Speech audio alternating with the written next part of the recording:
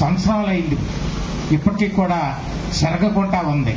అలాగే ఆయన కూడా చేసిన పని ఇప్పటికీ ఎప్పటికీ నిత్యము కూడా మనకు కనిపిస్తూనే ఉంటాయి. కాబట్టి ఇలాంటి పెద్ద ఆఫీసర్స్ని, మనసున్న మహానుభావులు, ఇలాంటి మంచి పనులు చేసే మహానుభావుల్ని మనం ఎంతగానో గౌరవించాలి. డాక్టర్ బిఆర్ అంబేద్కర్ గారికి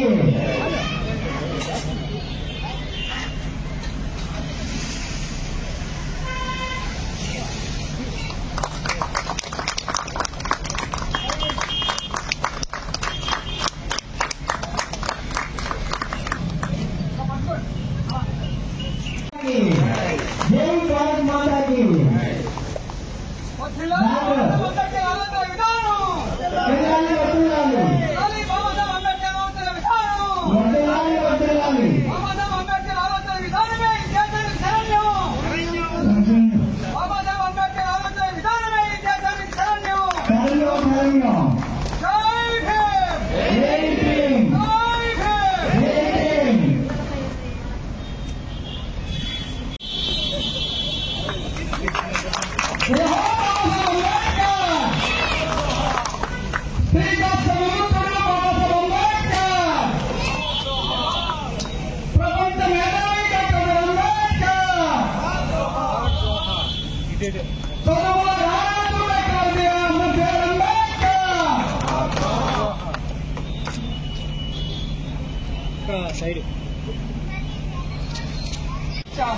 సో అది పాటిస్తూ ఉంటే మనము మన ఈ భారతదేశంలో పుట్టినందుకు మన బాధ్యత నిజంగా మనం నెరవేర్చినట్టే అవుతుంది.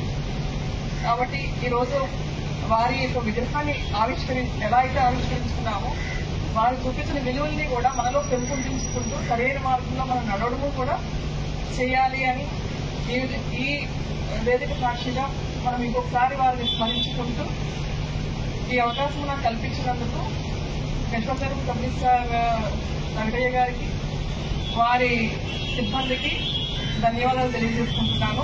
వచ్చిన పురప్రాంతులందరికీ జేబీలు.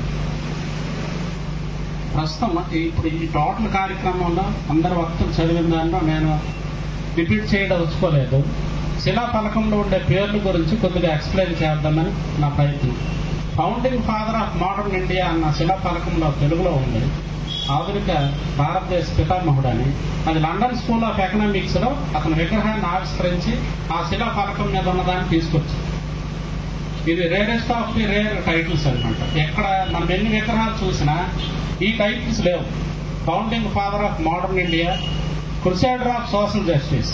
క్రుసేడర్ ఆఫ్ సోషల్ జస్టిస్ అన్న పదం లండన్ స్కూల్ ఆఫ్ ఎకనామిక్స్ లో అతను విగ్రహం పెట్టి ఆ ఫలకం మీద పెట్టిన పేరు అది. Founding father of modern India Columbia university. Columbia university ఏర్పడి నేటికి 450 సంవత్సరాలు అయింది. ఆ 450 సంవత్సరాల్లో 250 సంవత్సరాల పీరియడ్ ని షార్ట్ లిస్ట్ చేసి వారి వద్ద చదివిన ప్రముఖుల్ని లిస్ట్ అవుట్ చేస్తే 60 మంది వచ్చారు. ఆ 60 మందిలో ఆసియా ఖండం నుంచి ఏకైక వ్యక్తి డాక్టర్ బిఆర్ అంబేద్కర్.